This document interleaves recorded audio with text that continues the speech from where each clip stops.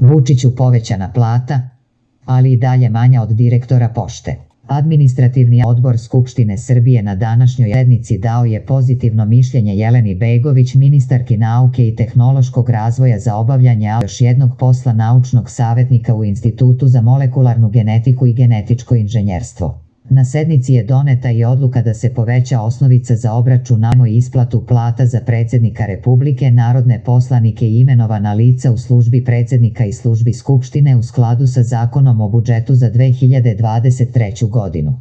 Predsjednik administrativnog odbora Milenko Jovanov podsjetio je na današnjoj sednici da je Zakonom o budžetu propisano da se korisnicima budžetskih sredstava plata poveća za 12,5% od januara ove godine. Članovi odbora iz opozicionih stranaka negodovali su protiv ovakvih odluka, nazivajući ih demagogijom. Janko Veselinović, poslanik sa liste SSP, ocenio je da je Jelena Begović druga ministarka nakon Danice Grujičić, koja je zatražila da pored ministarske obavlja još jednu funkciju. Prema njegovim rečima nije normalno da predsjednik ima platu od oko 130.000 dinara. I šef poslaničke grupe Narodne stranke Miroslav Aleksić smatra da će sa povećanjem predsjednik države imati platu od 150.000 dinara, ali koja je, kaže, manja od plata direktora pojedinih javnih preduzeća, agencija, nezavisnih tela.